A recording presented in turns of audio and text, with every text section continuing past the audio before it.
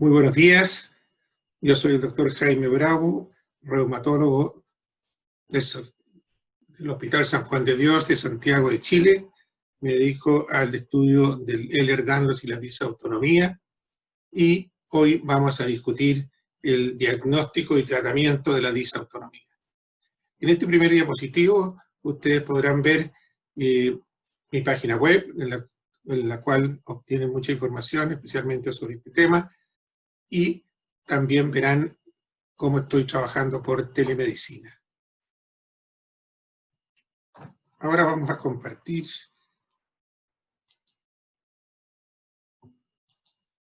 la pantalla y vamos a ver cómo presentamos nuestro trabajo. Primero, entonces, vemos el primer diapositivo que ustedes pueden ver aquí y luego comenzaremos la presentación.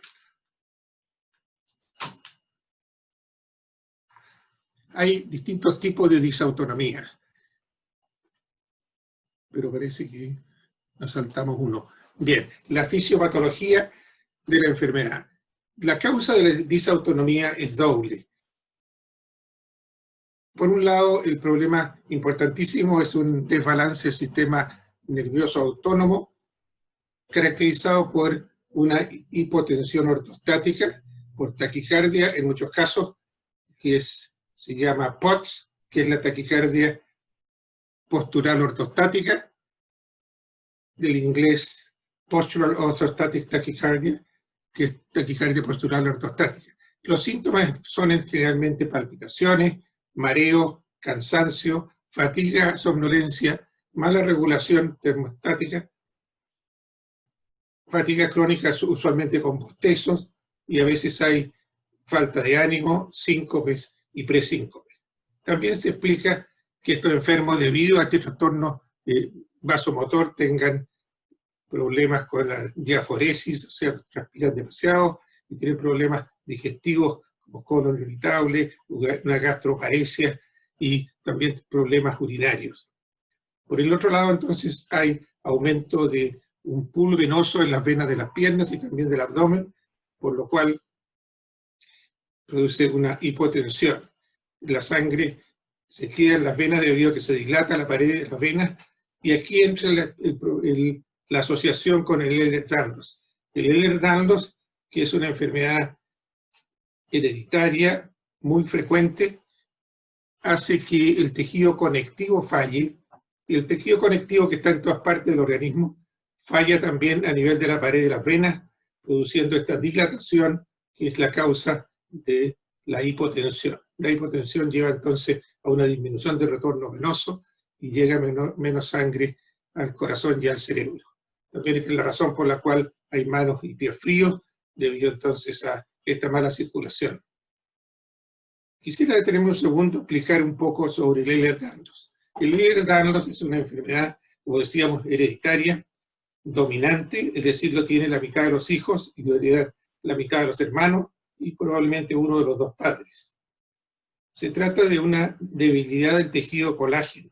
El tejido colágeno es la matriz de todos los tejidos, y ahí viene el problema que pueden haber múltiples síntomas. Todos los órganos del cuerpo están afectados o pueden estar afectados, entonces produce una multitud de síntomas. De aquí que a muchos médicos les cuesta creer que una enfermedad pueda ser tan sintomática. Pero yo les digo, es una enfermedad del colágeno, así como el lupus, por ejemplo, que puede afectar también todos los órganos del organismo. Debido a esta falla, entonces, de la matriz de los tejidos, es que la pared de las venas hace que estas venas, en vez de ser como una cañería firme de cobre, son una cañería como si fuese de plástico que se dilata, y entonces se produce una disminución de la presión. Y lo mismo que en un río, si uno aumentase el cauce del río, se produce una baja de la presión del líquido en el río y también una disminución de la corriente.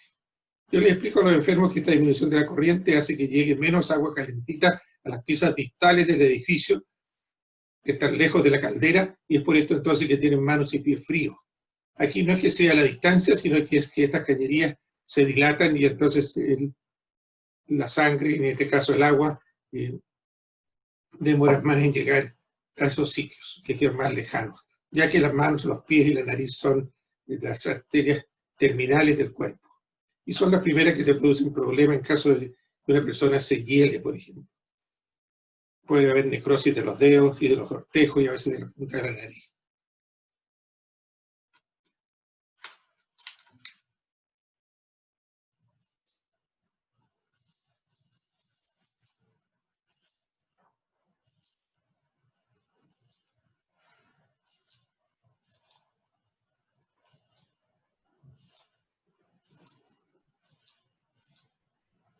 Una analogía bastante importante que me gustaría señalarle es esta de la botella. Si nosotros tenemos una botella de vino, por ejemplo, que tiene la mitad llena y la pone de pie, el vino se queda en la parte basal de esta botella. Pero si la cuesta, el vino se escurre hacia el corcho. Es una situación análoga a la disautonomía. En la disautonomía hay este pool venoso en las piernas y entonces la sangre, cuando uno se recuesta, puede llegar más fácilmente al cerebro. Frecuente error de los médicos. ¿Qué sucede? La mayoría de los médicos piensan que la presión baja es normal y algunos creen que es hasta beneficiosa. No lo es, ya que esta situación produce fatiga crónica, cefaleas, jaquecas, mareo, falla de la memoria de la concentración y a veces también desorientación. Pueden haber desmayos y casi desmayos. Las personas se acostumbran a tener estos síntomas y creen que son así, bueno, y que en realidad no es mayor problema. Pero yo les explico de que no es una situación normal, que están como si tuviera un motor en 3 cilindros en vez de 4, que no tiene toda la potencia que pudiera tener, y entonces suceden estos problemas. Es lo mismo que tener anemia crónica y no tratarla. Una persona con anemia crónica se siente que está decaída, pero cree que es normal y no la trata. Cuando si la tratase, entonces tendría una buena calidad de vida. Sucede lo mismo con la disautonomía. Por lo demás, la anemia agrava la disautonomía. Ahora, el cuadro clínico. Lo más trascendental y más frecuente es saber que una persona tiene fatiga crónica con bostezos. Interesante lo de los bostezos, porque uno puede estar fatigado. Si una persona le dice a uno, yo ando constantemente fatigado, con poco ánimo, pero ando bostezando. Pero en realidad a veces hay que preguntarlo directamente, porque es una falta de energía, una sensación de fatiga, especialmente con la inactividad. Estos enfermos están mucho mejor cuando están activos que cuando están trabajando. Están mucho peor después de un almuerzo muy abundante, porque la sangre al parecer se va al estómago y llega menos al cerebro. También tienen problemas si caminan despacio, en un mall, en un supermercado, si están en una cola, en una reunión social, de pie por mucho rato, de un deseo de sentarse. La persona está mucho mejor cuando está trabajando o cuando está haciendo un deporte, pero al dejar de hacerlo sobrevienen los síntomas de la disautonomía, con los mareos, con esta fatiga, falta de ánimo, y sobre todo se producen estos problemas si una persona se pone de pie rápidamente, con lo cual puede aparecer un casi desmayo o un desmayo. Otra característica de esta enfermedad es la intolerancia al frío. Hay manos y pies fríos, como ya lo señalábamos, por la mala circulación. A veces hay acrocianosis. En realidad, Raynaud propiamente tal es muy raro en el Ehlers-Danlos, es solamente como el 2%. También en este cuadro hay mala memoria, falla de la concentración y desorientación. La presión arterial, como decíamos, está baja, pero a veces solamente levemente. Y esta para la mayoría de los médicos es normal. Pero yo encuentro que una presión de 120/80 en la consulta ya es bajo, sobre todo si hay síntomas de disautonomía.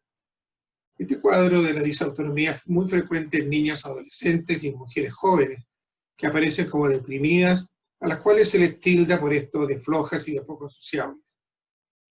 El cuadro es altamente frecuente en el Ehlers-Danlos tipo 3, que pueden ser laxos y no laxos.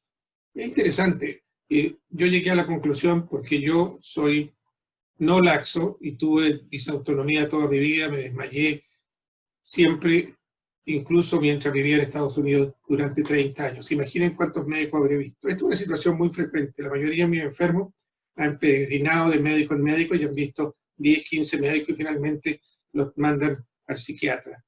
Como decíamos, entonces yo comencé a darme cuenta de que habían hiperlaxos un poco tiesos, porque los hiperlaxos pueden ser muy laxos como los contorsionistas, pueden ser un poco laxos o pueden ser en realidad no tener hiperlaxitud. Entonces estudié 1.300 enfermos que yo sabía que tenían Ehlers-Danlos porque tenían positivo el criterio de Brighton, que es el criterio que usamos para el diagnóstico. Entonces, de estos 1.300 enfermos resultó que el 51% no eran hiperlaxos, tenían un score de Brighton bajo, menor de 4 o 3 sobre 9. Entonces hay Ehlers-Danlos no laxos. Entonces uno puede decir, bueno, la mayoría de las disautonomías se ven en enfermos hiperlaxos, pero también recordar que se ve en enfermos no hiperlaxos, pero que tienen Ehlers-Danlos. Porque ahí viene el problema, ahí está el problema de la falla del colágeno de la pared de las venas. Ahora, en menores de 30 años con esta enfermedad de Ehlers-Danlos tipo 3, hay disautonomía en el 80% de las mujeres y en el 60% de los hombres. Es decir, esto es una cantidad de disautonomía muy grande, porque hay que recordar que el 40% de la población tiene Ehlers-Danlos. Ahora, ¿qué factores agravan la disautonomía? Sobre todo la deshidratación, la fiebre, el calor, la altura, también el ponerse de pie bruscamente, la inactividad, la claustrofobia, medicamentos que producen hipotensión ortostática suelen ser la causa y agravar la disautonomía. A veces las comidas muy abundantes, como decíamos, ya que la sangre se va hacia el abdomen. En las relaciones sexuales también hay problemas. Resulta que la sangre se va a los genitales y falta oxígeno cerebral y se produce un mayor cansancio. También hay este problema durante el periodo menstrual. Es bien frecuente si uno le pregunta a estas enfermas si se sienten peor durante el periodo menstrual y lo certifican. Es también frecuente que este problema se produzca en embarazo y por eso es que son frecuentes los desmayos en los embarazos. Mucha gente se desmaya y nunca se dan cuenta que el desmayo en esta enfermedad es por su presión baja, por su disautonomía. Ahora, las personas veganas y las vegetarianas suelen tener anemia. Como decíamos, por la anemia también hay hipoperfusión cerebral, hay menor oxígeno cerebral y entonces se agrava el problema. A otras veces por un dolor muy agudo, a veces un susto, una emoción muy fuerte, como al dar un examen o al ver sangre, o cuando le sacan sangre a uno, a la persona puede experimentar una sensación de casi desmayo o de desmayo debido a la disautonomía. Una nota importante es saber que es un mito que el alcohol y que el café aumentan la presión. En realidad no lo hacen. Yo cuando estoy investigando cuánto líquido toma el enfermo, les agrego líquidos que toman con el café, el mate, el alcohol, a la cantidad de líquidos que ingieren y no a otras condiciones. Ahora, el diagnóstico. El diagnóstico es fácil si uno recuerda el cuadro clínico. Entonces, hay gente que tiene, como decíamos, este cansancio, fatiga, mareo, desmayo, y por lo general asociado a hiperlaxitud, aunque como decíamos en algunos casos, tienen el Ehlers-Danlos, pero no son hiperlaxos. Los cardiólogos, por lo general, recurren al TIL test, que es un examen que no es recomendable. Yo siempre dije que este examen era peligroso, desagradable, caro, y que podía producir a veces resultados falsos negativos, con lo cual el examen se invalida, no sirve para nada. Lo más grave es que últimamente hemos sabido de 3 casos en que ha habido paro cardíaco, lo que es sumamente grave. Yo creo que con experiencia no es necesario usar el TIL test, y por lo general yo no lo indico. Ahora, hay que recordar que la presión arterial sube cuando la persona va al médico. Es muy conocido el hecho de que debido al efecto del delantal blanco o por la ansiedad la presión sube. Yo mismo cuando voy al médico la presión me sube. Es decir, una presión de 120 en la consulta yo ya la considero baja. Esto no está de acuerdo, los cardiólogos creen que 12,8 es fantástico. Y yo pienso que una persona que tiene 12,8 en la consulta, en su casa tiene menos, entonces, y esto asociado a los síntomas de disautonomía, me hace pensar de que en realidad esta presión es baja. La mayoría de los enfermos con disautonomía tienen presiones más bajas. Algunos tienen, por ejemplo, 11,7, pero otros pueden tener 6,4 y en realidad son presiones muy bajas. Y en general, las personas y los médicos no le dan ninguna importancia a la presión baja. Entonces, según yo, la presión baja sería una enfermedad tan grave y complicada y causante de mala calidad de vida como la presión alta. Yo les digo a los enfermos que por favor anoten la presión, no se la tomen a cada momento, pero que se la tomen ocasionalmente y que anoten y al lado le pongan una notita diciendo si cuando tomaron esa presión estaban cansados, decaídos o si se sentían bien. Entonces la anotan y me la presentan en la próxima consulta.